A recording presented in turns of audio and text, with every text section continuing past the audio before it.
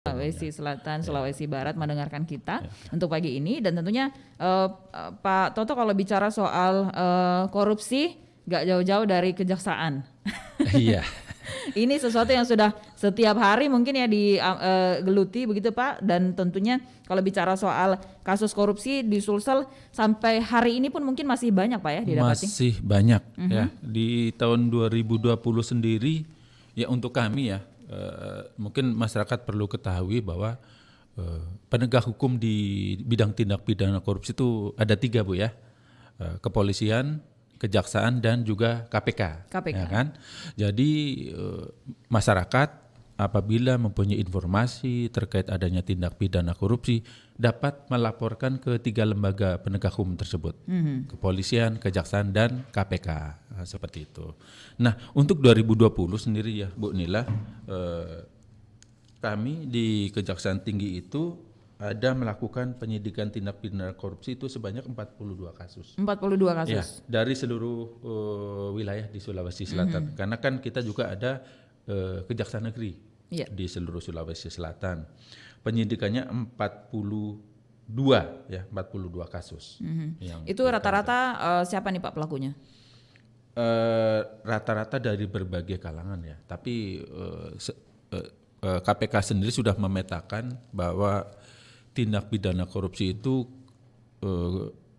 dominan ada di sektor pengadaan. Pengadaan. Iya. Dan lebih banyak melibatkan ASN begitu Pak? Melibatkan ASN. Di situ ada PPK, ada kepala dinas dan sebagainya lah, kurang lebih lah. Tapi dominan didominasi di sektor pengadaan barang dan jasa. Pengadaan barang dan jasa. Nah kalau bicara soal pengadaan barang dan jasa, nah ini kita otomatis belum bisa move on sepertinya Pak ya. Betul. Dari kasus OTT kemarin, lalu kemudian masyarakat mungkin kemudian bertanya juga nih, loh kok KPK bisa dapetin OTT seperti ini, lalu kemarin-kemarin kejaksaan kemana? Masa sih nggak ada kayak hembusan-hembusan angin sepoi-sepoi gitu Pak untuk terkait kasus ini, gimana nih Pak Toto? Yang pertama-tama ingin saya sampaikan, kami juga turut prihatin ya dengan ditangkapnya Bapak Gubernur kita, Bapak NA, oleh KPK ya, yang diduga menerima sesuatu gratifikasi lah dari pihak rekanan.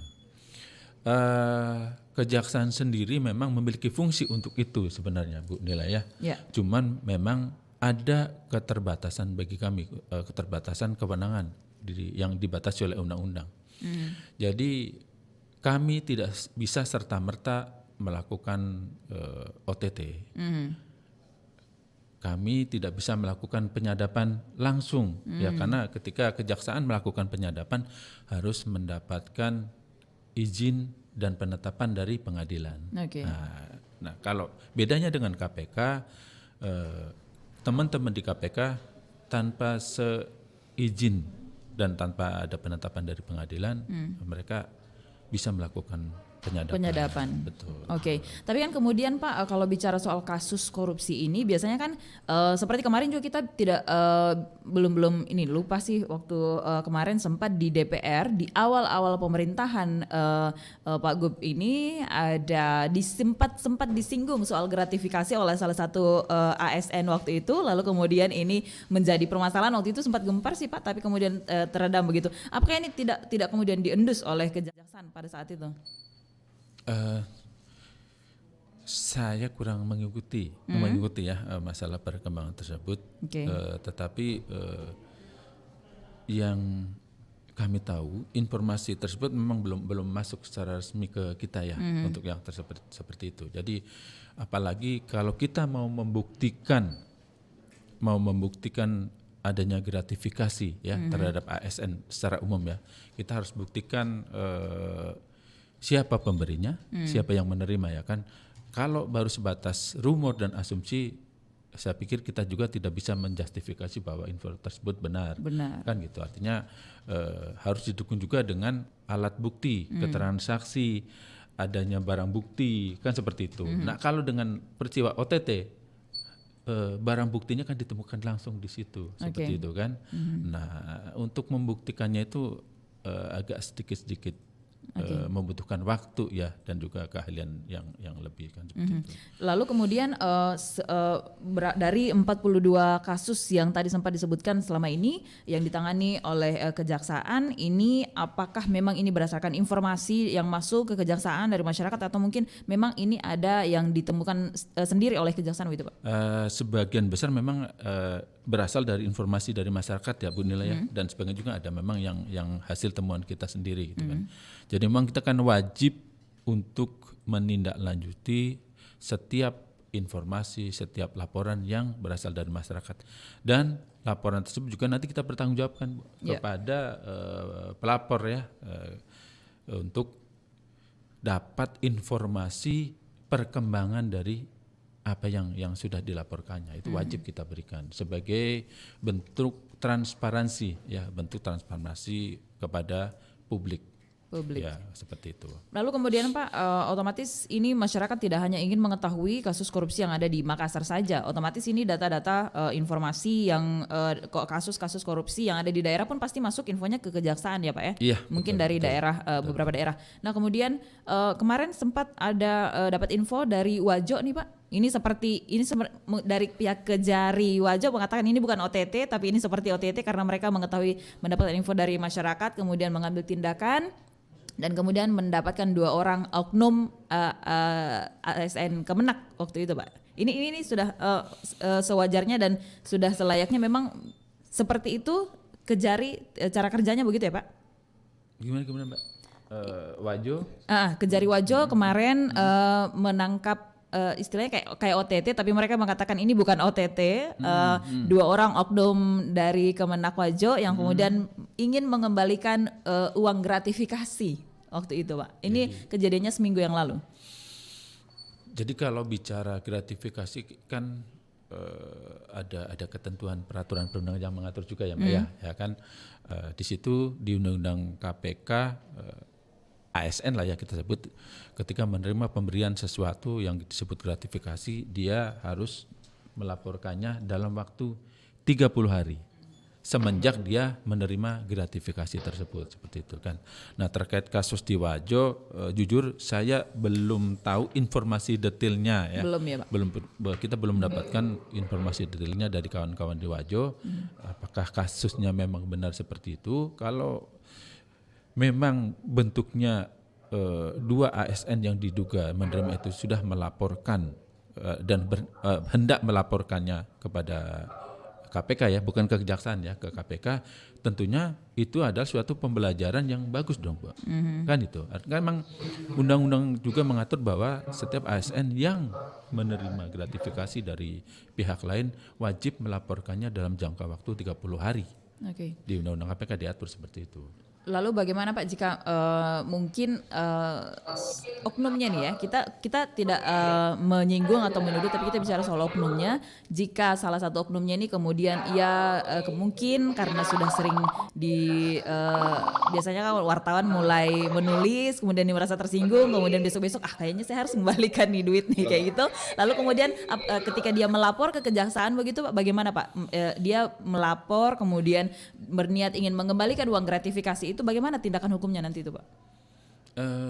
Tindakan hukumnya ya kalau memang yang bersangkutan mohon maaf nih ya, dia beriktikat baik melaporkan gratifikasi yang diterima dan masih dalam jangka waktu yang ditentukan dalam undang-undang 30 hari itu. Iya, apa salahnya kan kita sampaikan, dan itu juga kan menambah pemasukan keuangan negara. Artinya dia tidak akan mendapat perlakuan hukum seperti biasanya? Dia bebas begitu Pak?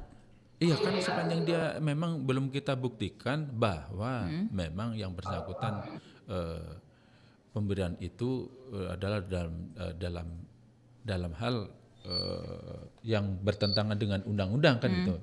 Nah apabila kawan ini memang dia menerima dan beriktikat baik untuk melaporkannya kepada penegak hukum dan mungkin dia tidak punya sarana, tidak punya jaringan untuk lapor ke KPK, ya pasti kejaksaan. Iya, ke kejaksaan atau ke kepolisian kan itu. Dan sekalipun nanti, itu memang waktu itu dia berniat melakukan itu begitu Pak? Kalau masalah niat kan kita tidak bisa kita nilai ya. Iya. Yang tahu niat itu antara pribadi pelaku dengan Oke. dengan ini ya. Ya. Gitu.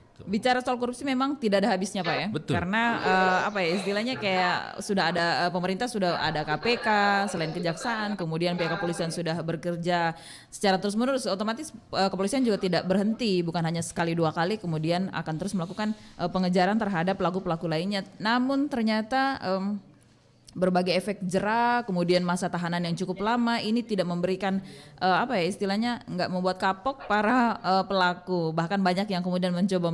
Ini sebenarnya kalau melihat situasinya Pak, apa sih yang membuat mereka ingin melakukan tindak pidana korupsi itu sendiri Pak?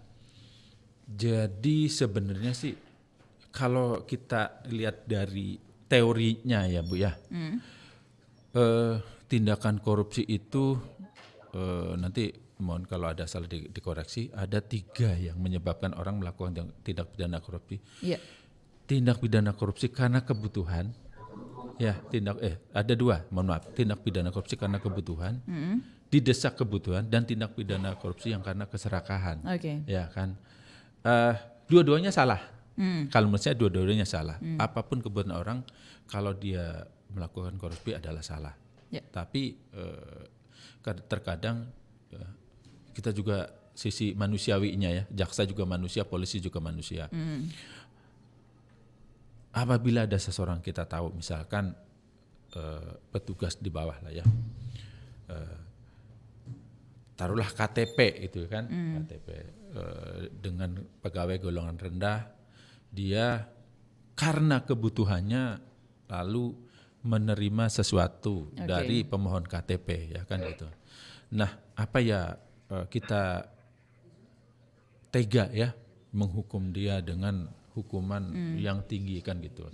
Nah, lain halnya kalau sudah seorang pejabat tinggi lalu melakukan perbuatan, artinya dia juga tahu bahwa sebenarnya akibat dari perbuatannya merugikan keuangan negara kan seperti itu. Nah, itu beda lagi. Ada sisi-sisi sosiologis dan juga kemanusiaan yang harus kita juga terapkan. Ya Pak Toto, kita rupanya sudah terhubung dengan ada 2 orang narasumber kita ya di Zoom ya. Oke, ada Bung Haswandian Dimas dari LBH Makassar, kemudian Pak Safrudin kita dari Inspektorat Sosial sudah terhubung. Saya coba menyapa dulu. Assalamualaikum, selamat pagi Pak Bung Haswandi. Ya, waalaikumsalam warahmatullahi wabarakatuh. Saya juga ingin menyapa Pak Safrudin kita sudah berada di line Zoom kita ya untuk pagi ini. Assalamualaikum, selamat pagi Pak Safrudin. Iya. Waalaikumsalam. Ya. Selamat pagi, ya, Bu. Pendengar Anda bisa menyaksikan siaran kami juga live di YouTube RRI Makassar dan juga Facebook Pro 1 RRI Makassar, dan narasumber kita saat ini bisa Anda saksikan juga ya. Karena sekarang zamannya canggih nih Pak Toto ya, Pak Safrudin ya, betul. Pak Bung Aswandi. Tertinggal jauh kita. Ya. Kalau saya generasi zaman dulu. Kalau dulu dengar radio penasaran penyiar kayak gimana ya. Sekarang udah langsung lihat penyiarnya, boleh terserah ini mau mau dilihat seperti apa, bisa lewat Facebook ataupun YouTube ya. Saya menyapa dulu Pak Safrudin kita. Pak Safrudin. Halo Pak Safrudin. Iya. Iya Pak Safrudin kita. Halo. Baik. Halo. Kita pagi ini membahas tentang Sulsel melawan korupsi. Lalu kemudian kita kalau bicara soal korupsi, otomatis kita belum bisa move on nih Pak Safrudin dari OTT kemarin Pak, meskipun Halo. Meskipun mungkin sudah beberapa hari bahkan sudah ya otomatis mungkin ini sebagian sudah melupakan, tapi sebagian masyarakat rupanya banyak yang saya lihat di jalan kemudian membuat berbagai spanduk begitu mengatakan kembalikan gubernur kami begitu Pak. Kemudian ini kita bicara di korupsi di tubuh pemerintah Provinsi Sulawesi Selatan begitu Pak Safrudin, silakan. Ya, baik. Assalamualaikum warahmatullahi wabarakatuh. Selamat pagi para pemirsa. Alhamdulillah tema ini sangat bagus dan ya momennya cukup baik ya. Bagi kami dari internal audit, karena fungsi kami di inspektorat adalah bagaimana melakukan pengawalan. Sebenarnya ada 4 fungsi yang melekat di kami. Ada fungsi-fungsi penjaminan kualitas surer, fungsi katalis, menghantar teman-teman untuk lebih berakuntabilitas, lebih berkinerja. Kemudian fungsi lainnya berdasarkan konsepsi daripada internal audit sendiri adalah bagaimana memberi nilai tambah kepada SKPD. Kemudian hal lain lagi bagaimana memproteksi. Tentu dalam konteks ini peran daripada inspektorat lebih kepada perbaikan sistem, kemudian mendeteksi dini terhadap apa yang terjadi. Nah, dalam konteks ini ya kalau kita bicara korupsi itu kan ya dalam konsep teorinya adalah sesuatu yang menyimpang lah dari tatanan, sesuatu yang kurang bagus. Ya, bahkan kalau dalam bahasa lainnya sesuatu yang busuk, sesuatu yang jelek. Peran kami memang sangat vital. Setiap organisasi tentu punya risiko. Setiap organisasi punya tujuan. Namun demikian, untuk sampai ke tujuan itu ada lingkungan pengendalian yang harus memang terus-menerus di maintenance. Kalau kita melakukan pendekatan-pendekatan terkait dengan korupsi itu memang berbagai macam teori pendekatan yang bisa kita lakukan. Nah, bisa ada kira tadi Pak Jaksa sudah banyak memberikan pendekatan-pendekatan teori itu. Pendekatan teori niat dan kesempatan, ada niat, ada kesempatan. Kemudian ada teori GON, ada greed, ada keserakahan, ada opportunity, ada peluang, kemudian ada kebutuhan, ada pengungkapan. Nah, kalau kita berdasarkan pendekatan-pendekatan itu, maka peran kami memang lebih kepada fungsi pengingat, karena ketika kita bicara teori niat dan kesempatan berarti sistem yang bermain di situ, integrity yang banyak main di situ. Ketika kita bicara melakukan pendekatan terhadap teori GON-nya, ada greed berarti manusianya. Opportunity tentu sistem, need manusianya juga. X itu kita berharap adalah publik yang terlibat banyak melakukan pengawasan di situ. Karena keterbatasan oleh aparat hukum, keterbatasan oleh internal audit untuk mengamati itu. Dalam pendekatan-pendekatan lainnya juga masih ada pendekatan teori CDMA, kemudian pendekatan CBA model. Ya, ini banyak pendekatan untuk kita lihat itu. Namun pun demikian kita berupaya untuk maksimal. Tentu pengawalan yang kami lakukan adalah mengantar teman-teman untuk lebih bersih, lebih berkinerja. Saya kira itu dulu. Baik, Pak Safrudin, meskipun dikatakan sudah maksimal, tapi kemudian masyarakat pasti tidak ingin tahu. Bagaimanapun harus benar-benar bersih dan hasilnya harus maksimal. Tapi kemudian Dinas PU, Pak, tadi dikatakan ada pendekatan, kemudian sepertinya rata-rata kalau saya sendiri saya pribadi kalau misalnya jalan-jalan ke lapangan kemudian mendengar banyak cerita, sepertinya Dinas PU ini menjadi lahan basah bukan hanya di Sulsel tapi hampir di seluruh wilayah, Pak. Nah, bagaimana sebenarnya pendekatan dari inspektorat terhadap dinas yang satu ini, Pak, yang katanya rawan dan menjadi lahan basah nih, Pak? Gimana nih, Pak Safrudin? Ya, tentu pendekatan yang kami lakukan ada namanya pemetaan risiko. Ya, memang pendekatan risiko itu kita melihat dari SPI-nya sendiri. Nah, terkait dengan jumlah anggaran, kemudian personil yang ada di dalam, kemudian risiko-risiko yang bisa muncul. Nah, kalau terkait dengan Dinas PU-nya sendiri, upaya yang kita lakukan, karena kita selama ini ada sejak 2017 melalui kendali KPK ada namanya koordinasi dan supervisi dengan di pengadaan barang jasa.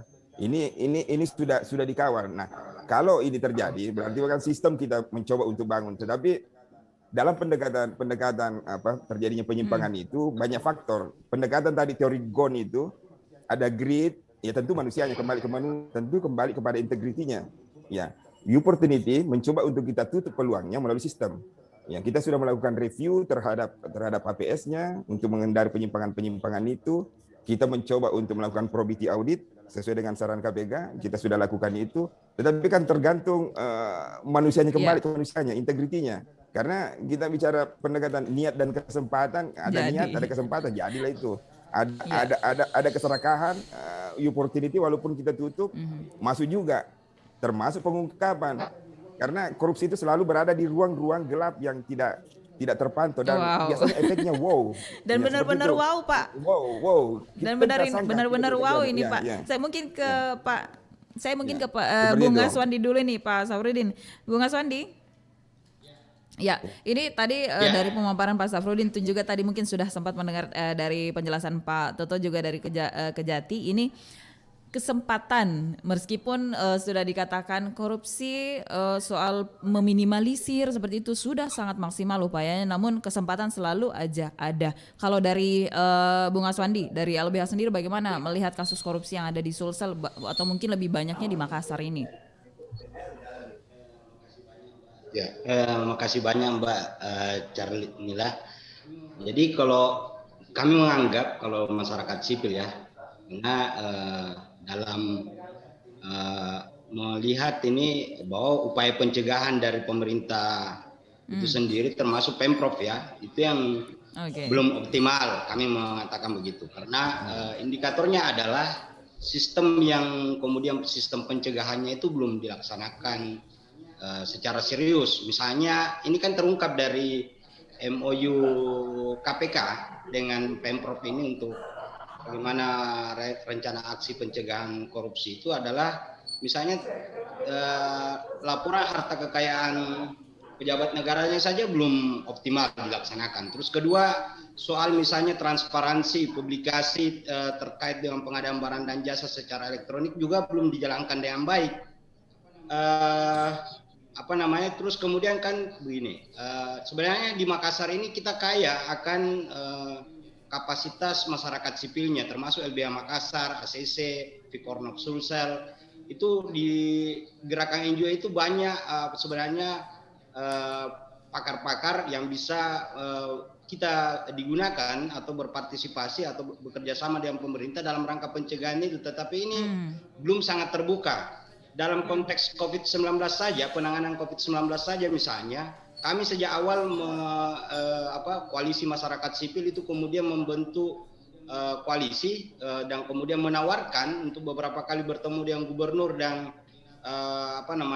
koordinator penanganan COVID tersebut, tetapi ini sangat tidak terbuka gitu, tidak terbuka, sehingga kemudian ya kami anggap itu belum. Dampaknya adalah termasuk kasus yang karena kan misalnya saya ingat waktu proses sebenarnya kan kasus yang sekarang ini ditangani oleh KPK yang menjeratnya kemudian tertangkap tangan itu berangkat dari kasus yang sebenarnya sudah terungkap di pansus, tetapi yang terjadi itu ada reaksi politik dan reaksi hukum. Bahkan ada teman-teman misalnya yang menyusun buku tentang bagaimana proses fakta-fakta yang terungkap dalam proses pansus itu kemudian ada semacam semacam ancaman kepada mereka yang akan digunakan jabatannya, bukan ada pencemaran nama baik dalam konteks pejabat gitu, karena nama jabatan itu adalah tidak memiliki kemartabat dalam konteks HAM ya, tidak memiliki nama baik yang perlu karena itu adalah jabatan publik. Bung Wandi, saya cukup tertarik tadi sempat disinggung tentang pansus dan ini juga sempat saya ngobrolkan tadi di awal bersama Pak Toto. Ini kemudian reaksi politik karena adanya sedikit sentilan begitu Pak Toto, mungkin saya ke Pak Toto ini, kemudian ada reaksi yang muncul, reaksi politik dan reaksi hukum seperti yang dikatakan Bung Wandi tadi. Ya. Akan mengancam, ancaman mengadukan. Nah itu dia. Nah kemudian gitu. Pak Toto, lalu kemudian ini pertanyaannya pasti dan masyarakat pada umumnya mengatakan bahwa apakah yang namanya pejabat ini memang kebal hukum begitu Pak Toto? Sebenarnya tidak ada itu pejabat kebal hukum. Iya. Kalau kebal hukum, ya mohon maaf nih, Prof NA tidak ditangkap. Tidak ditangkap seperti itu kan gitu. Bahwasanya mungkin pasti terjadi resistensi ya dari pihak-pihak yang dilaporkan ya. Namanya korupsi ini kan kejahatan yang luar biasa dan pelakunya adalah pelaku orang-orang yang luar biasa juga Bu, dengan intelektual tinggi, dengan jabatan yang tinggi, dengan kekuasaan yang besar ya kan gitu.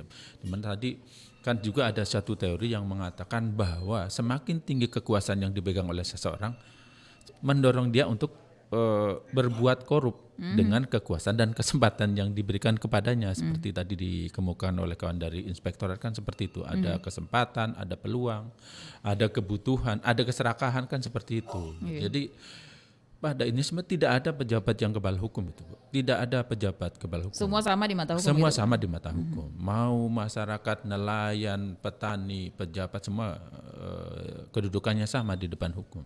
Oke, untuk Anda yang mungkin tertarik dan ingin bergabung membahas tentang Sulsel lawan korupsi, topik kita pagi ini silahkan di 321853. Pendengar, untuk Anda yang di luar kota Makassar boleh menambahkan 041136211853 ya. Oke. Kita mungkin terima penelpon dulu. Saya senang sekali pagi ini karena narasumbernya cukup banyak. Kita membahas tentang korupsi memang tidak habis-habisnya sih.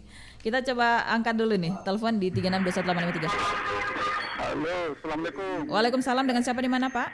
Dengan Pak Roman di Makassar ini. Pak Roman, silakan Pak Roman. Selamat pagi nih Bapak-Bapak. Betul dibilang Pak Toto, bahwa semua negara itu sama kedudukannya dalam di mata hukum. Tapi biasanya pada penegak hukum kita tebang pilih. Iya, tebang pilih, biasa tajam ke bawah, tumpul ke atas. Ditambah lagi, tajam ke posisi, tumpul ke pro. Oke. Dan ini tidak bisa kita pungkiri, itu kenyataan Pak. Yang kedua, korupsi ini semakin menjadi negara kita tidak terlepas dari sistem politik kita ya. Tidak terlepas sistem politik kita. Karena kenapa? Banyaknya itu ongkos kuliah dalam pilkada, pilkup, wali kota dan lain sebagainya. Dan itu semua andil dan itu sumber dari semua korupsi yang dilakukan pada pejabat kita. Oke, baik. Itu yang itu harus dipikirkan oleh para pemimpin kita. Bagaimana seharusnya ini kita rubah.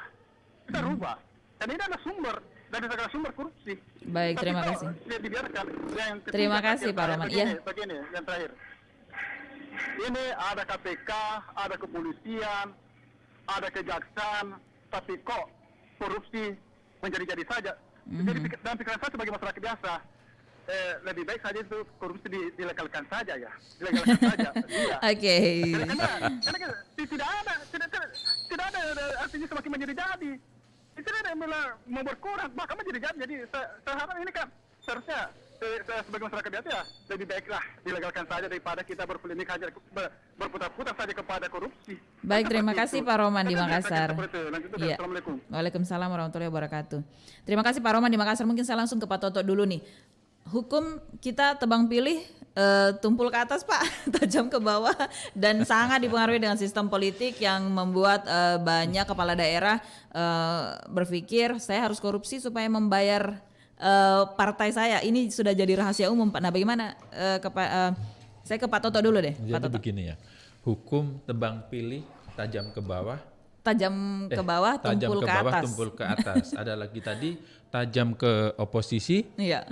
Tumpul ke koalisi Iya. kan, seperti itu. Jadi begini, kalau kami sih prinsipnya begini, setiap laporan yang masuk ke kejaksaan pasti kami tindak lanjuti, ya kan. Tindak lanjut itu bisa dalam bentuk penyelidikan. Lalu kalau memang ditemukan indikasi perbuatan pidana korupsi di situ, pasti kami tingkatkan juga ke penyidikan, gitu, tanpa melihat siapapun itu pelakunya, kurang lebih seperti itu. Nah, kalau pendapat korupsi sebaiknya dilegalkan saja, ya tentu kita tidak setuju lah Bu ya. Yeah. Karena akibat dari perbuatan korupsi itu sangat-sangat luar biasa. Sekarang bayangkan seandainya mungkin di Sulawesi Selatan tidak ada korupsi, itu jalan-jalan sudah bagusnya semua, mungkin kita bisa berkaca dari jalan itu. Infrastruktur bisa bagus, bisa bertahan lama, kurang lebih seperti itu. Dan fakir-fakir miskin, bantuan itu bisa tersebar secara merata dan maksimal. Dan mungkin tidak ada orang miskin lagi. Tidak ada orang miskin lagi Bu. Indonesia ini kaya Bu.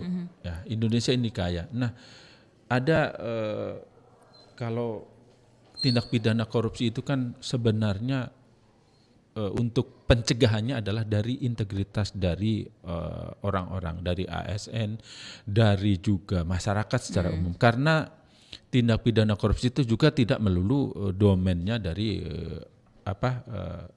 aparat pemerintah itu kan.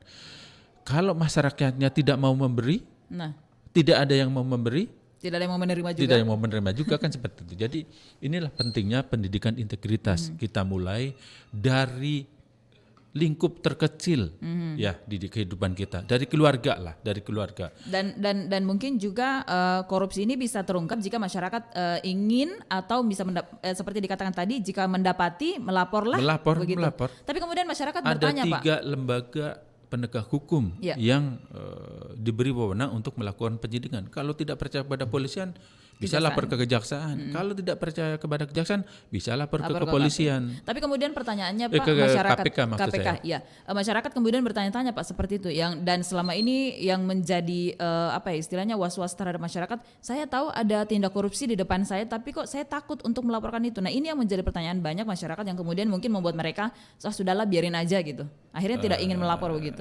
Jangan salah, Bu. Jadi gini,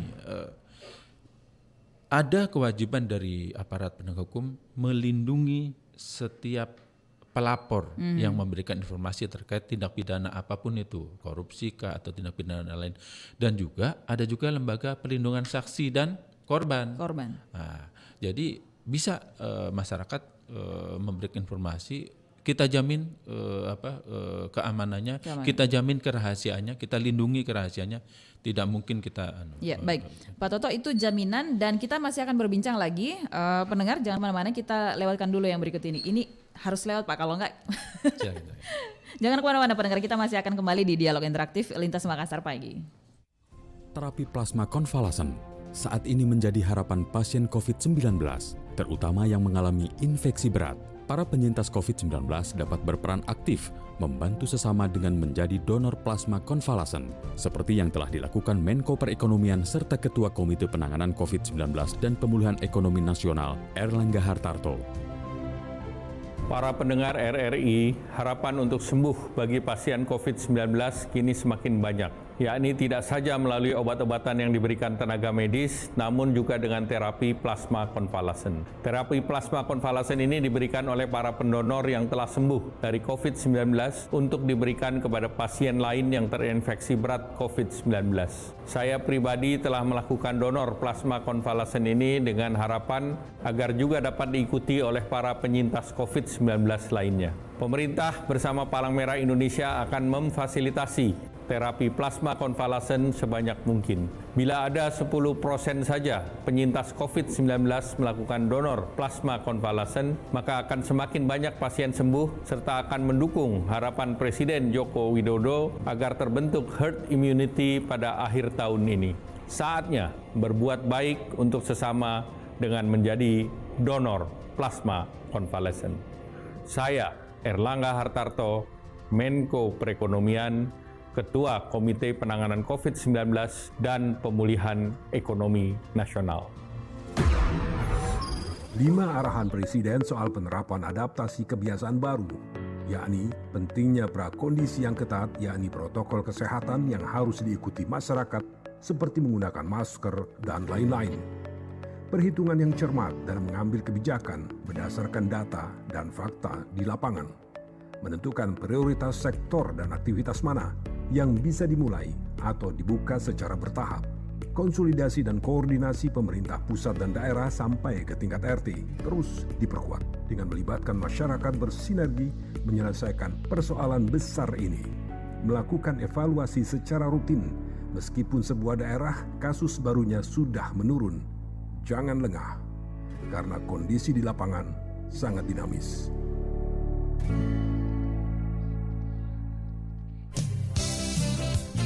...94,4 FM Pro 1 RRI Makassar, Kanal Inspirasi. Terima kasih pendengar, Anda masih bersama kami di Dialog Interaktif Lintas Makassar Pagi. Saya ke Pak Safrudin. Kita ini tadi yang dibahas dari Bung Wandi juga cukup menarik. Kemudian tentang belum optimal nih Pak upaya pemerintah provinsi, pemerintah daerah begitu, utamanya tadi sempat dikatakan juga laporan harta kekayaan belum semua dilakukan oleh ASN, para pejabat, kemudian publikasi ataupun transparansi, khususnya pengadaan barang dan jasa ini masih sebagian yang mau melakukan, sebagian tidak. Nah bagaimana nih Pak pengawasannya dari inspektorat sendiri? Ya, baik Bu. Terkait dengan itu, selama ini memang kita dalam koordinasi dan supervisi oleh KPK. Ada beberapa yang menjadi area intervensi KPK selama 3 tahun terakhir ini.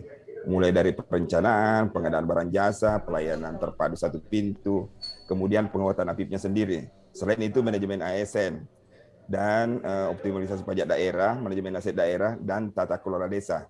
Nah, untuk konteks ini terkait dengan pengadaan barang jasa tadi itu, khususnya transparansinya, semua sudah melalui sistem. Nah, kembali lagi ke pendekatan fungsi kami. Fungsi kami itu lebih kepada aksi pencegahan, aksi untuk mengawal sistem, aksi untuk meminimalkan risiko. Nah, kalaupun misalnya analognya adalah pasien dengan dokter, ya fungsi kami adalah dokter untuk berolahraga, silakan untuk makan yang baik supaya tubuh itu menjadi sehat. Nah, oleh karenanya pendekatan-pendekatan ini memang kembali lagi ke motifnya tadi, bahwa korupsi itu bisa terjadi karena ada dari unsur manusianya sendiri, ada unsur gonnya tadi itu, ada gridnya, kemudian opportunity-nya, ada need-nya, ada expose-nya. Nah, kalau untuk konteks LHKPN-nya, batas LHKPN itu sampai per 31 Maret. Saya mengkonfirmasi langsung kemarin ke beberapa kepala OPD, memang masih menunggu untuk submit.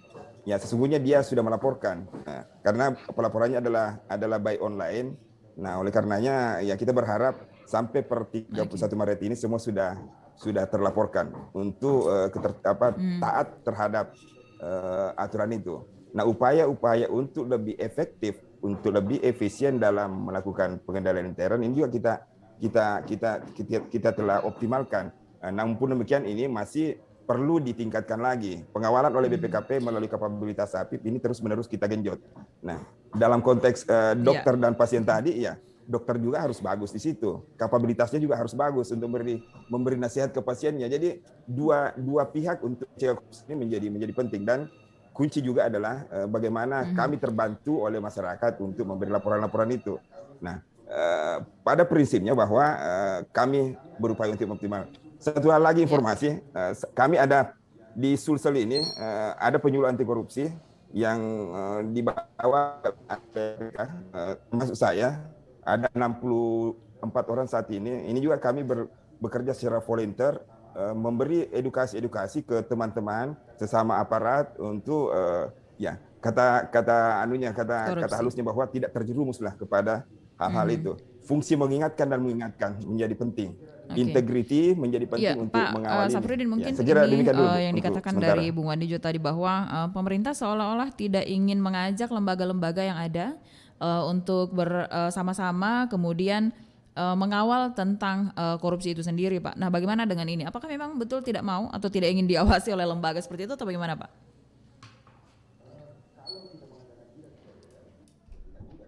Kalau kita mengatakan tidak juga, karena selama ini kita memposisikan sebagai mitra sejajar dan penguatan itu sudah berjalan. Nah, terkait dengan pencegahan ini ada 3 pendekatan dalam konsepnya. Fungsi represif, ya tentu kita berharap represif ini adalah bagaimana penanganan pengaduan masyarakat itu sendiri, bagaimana fungsi-fungsi kami lebih responsif terhadap apa yang terjadi sesungguhnya di bawah.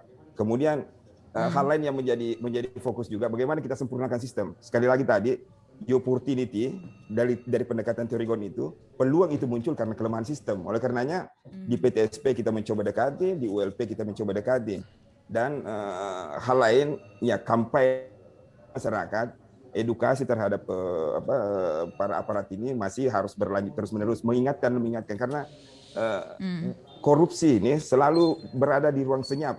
Selalu efeknya kadang kita tidak duga. Manusia itu ada positif dan negatifnya, dan kadang negatif itu muncul pada saat dalam kesendirian, muncul gitu ya, Pak ya. Yang ketiganya setan. Tidak terlihat. Ada yang mengatakan bahwa ada yang mengatakan bahwa korupsi itu mirip-mirip selingkuh lah. Susah untuk terdeteksi.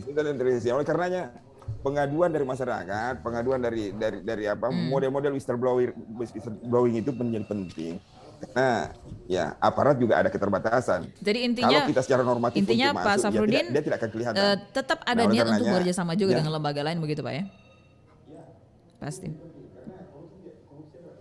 Ya, Oke. itu menjadi penting karena korupsi adalah kejahatan Iya. luar biasa. Jadi Biasa-biasa dihadapi juga dengan saja. luar biasa. Tidak boleh dengan biasa-biasa saja. Baik, baik Pak Safrudin. Tidak boleh dihadapi dengan biasa-biasa Ya. saja. Satu menjadi apa kata kuncinya bahwa ya kita harus mengambil peran terhadap pencegahan korupsi. Baik. Semua Saya harus mengambil peran. Ya. Ya, saya ke Pak Toto dulu nih, Pak Safrudin. Tadi dikatakan Inspektorat juga melakukan pengawasan kalau bicara soal publikasi, transparansi, pengadaan barang dan jasa begitu. Kemudian saya sempat ingat bahwa Kejaksaan juga ada fungsi itu, Pak, ya, pengawasan. Kemudian Kejaksaan juga bisa mendampingi begitu Pak ya, misalnya kayak untuk dana-dana desa seperti itu ataupun hal-hal lainnya yang berhubungan dengan keuangan begitulah Pak ya, melakukan pendampingan agar niat-niat untuk korupsi ini nggak ada. Nah bagaimana nih Pak Toto? Betul. Jadi memang di Kejaksaan juga ada fungsi pendampingan ya terhadap instansi pemerintah, BUMN maupun BUMD. Di situ kita bisa memberikan legal opinion atau pendapat hukum terhadap permasalahan yang dihadapi oleh instansi pemerintah, BUMN maupun BUMD.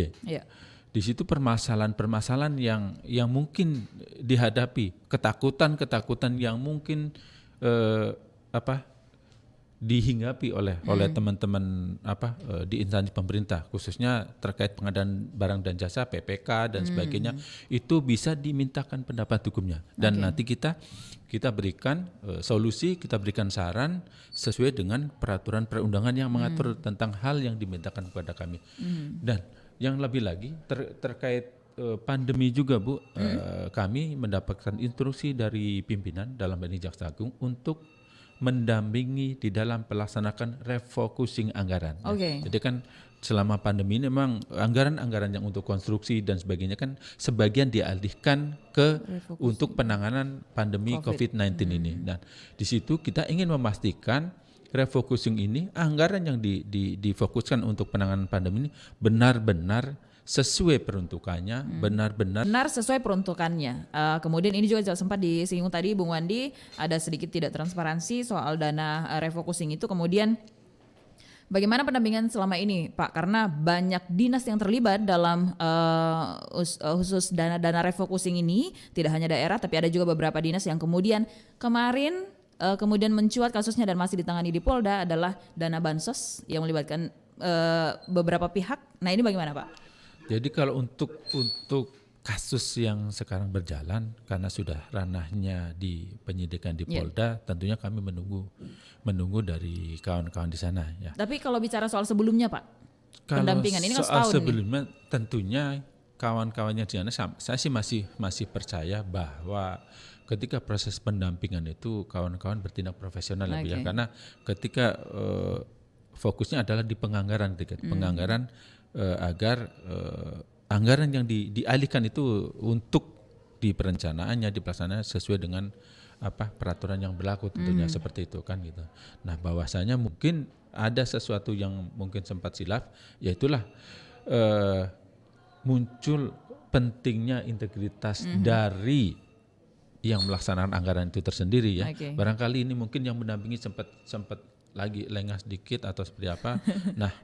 Nah ini yang sekarang sedang berjalan. Jadi kami menunggu hasil penyidikan tentunya dari Polda dan nanti kita teliti kelengkapan materialnya, kelengkapan formilnya apakah sudah memenuhi untuk kemudian kita limpahkan ke pengadilan. Nah, itu proses itu sedang kami. Berarti masih di Polda, belum ke Kejaksaan Pak ya. Saya ke Pak, cukup menarik tadi bicara soal dana bansos, Pak Safrudin. Mungkin ini sedikit dan karena waktu kita juga sudah mepet. Terakhir nih Pak Safrudin, terkait pengawasan lagi dana bansos yang kemudian masyarakat masih menunggu-nunggu hasilnya seperti apa nantinya. Kemudian kalau bicara tadi dari Kejaksaan mengatakan tetap melakukan pendampingan sebelum ada kejadian ini. Kemudian dari Inspektorat sendiri bagaimana Pak?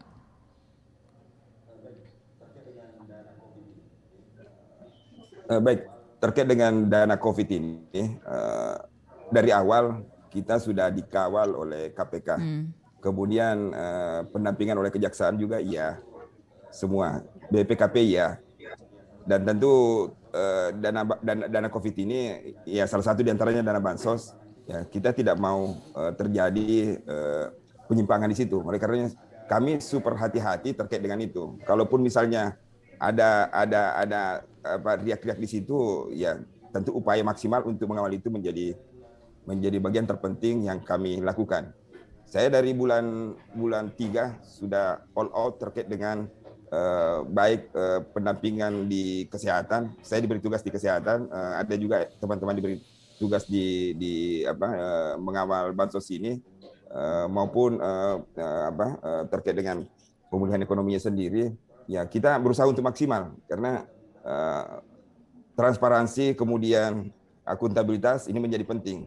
Dana ini adalah dana pandemik yang harus menyentuh ke publik dan coba menyapa Bung Haswandi. Bung Haswandi masih bersama kita? Ya, Bung Haswandi, mungkin sedikit nih dari Bung Haswandi karena waktu kita juga terbatas. Apa yang ingin disampaikan di sini, kita bersama Pak Toto dari pihak kejaksaan, kemudian Pak Safrudin dari pemerintah lah begitu. Apa yang ingin disampaikan nih, Bung Haswandi?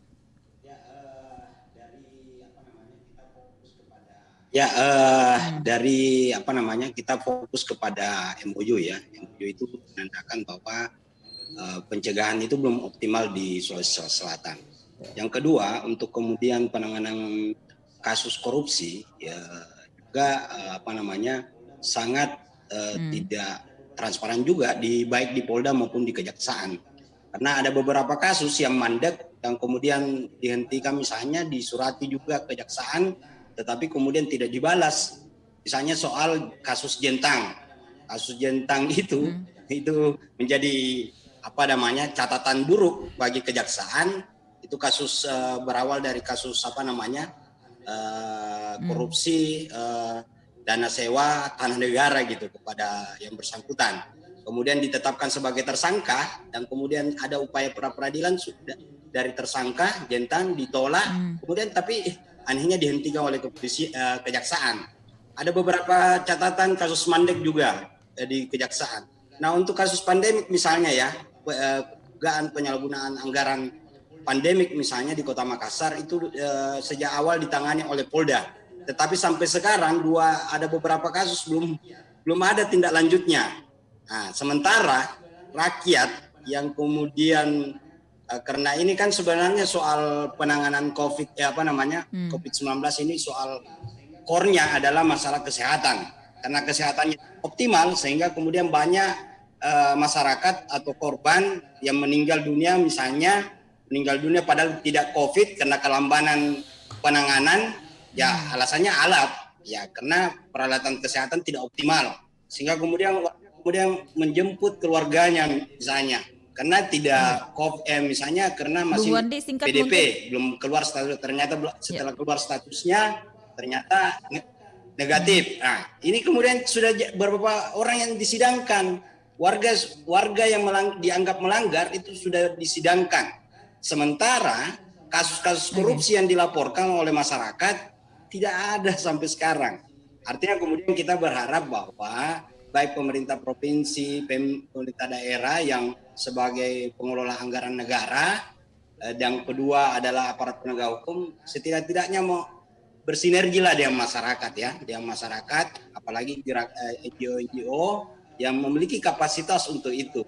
Dalam konteks misalnya pemerintah, kita belajar dari misalnya di Kota Makassar ada namanya lembaga independen yang dibentuk oleh pemerintah, dan kemudian di situ adalah ruang partisipasi masyarakat dalam hal pemantauan, pencegahan, termasuk pendidikan kepada masyarakat. Juga kepada kejaksaan untuk selalu saja transparan dalam hal penanganan kasus korupsi, merespon surat-surat dari teman-teman masyarakat sipil. Saya ke Pak Safrudin, mungkin sedikit di menit-menit terakhir kita ini, silakan. Ya, Pak Safrudin. Ya, silakan Pak. Halo, gimana? Ya, halo. Ya, tentu dalam konteks ini memang masyarakat, publik kita sangat butuhkan. Jadi konsepsi tata kelola pemerintahan yang baik itu ya memang dibutuhkan akuntabilitas, dibutuhkan transparansi. Nah, dibutuhkan ketaatan hukum. Publik tidak akan bisa masuk ketika transparansi itu tidak ada. Nah, untuk konteks yang namanya korupsi, ya kita sangat membutuhkan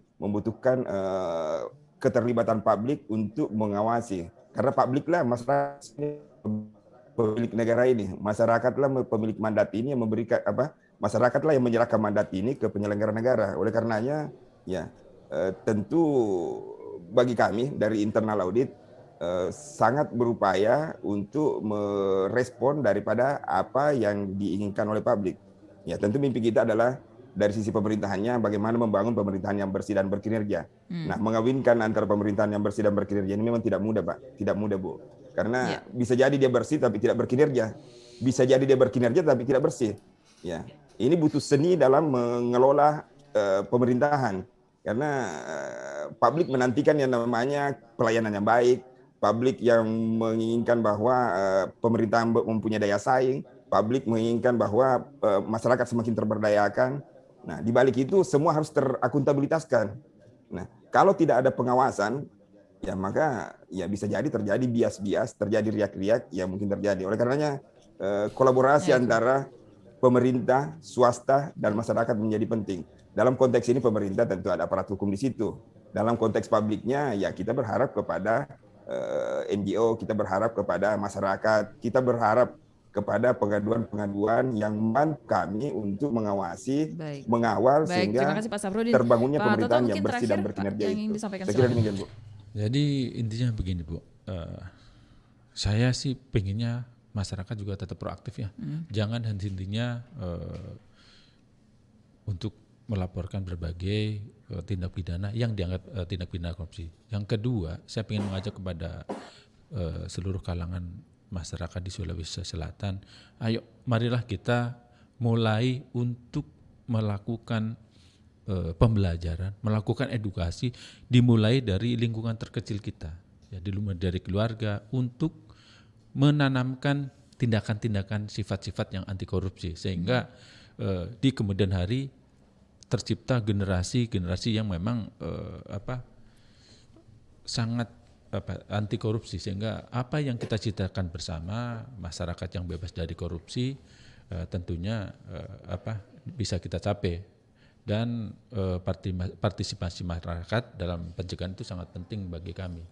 Nah, itu. Dan percayalah bahwa kami akan bekerja secara profesional dan maksimal untuk melakukan penindakan, pencegahan terhadap tindak pidana korupsi dan mudah-mudahan ke depan Sulawesi Selatan khususnya bebas dari korupsi sehingga masyarakat dapat menikmati hasil-hasil pembangunan secara optimal. Itu yang diharapkan. Amin. Terima kasih, Bu. Baik. Demikian dari kami. Assalamualaikum warahmatullahi wabarakatuh. Waalaikumsalam warahmatullahi wabarakatuh. Selamat pagi, Pak ya. Pagi.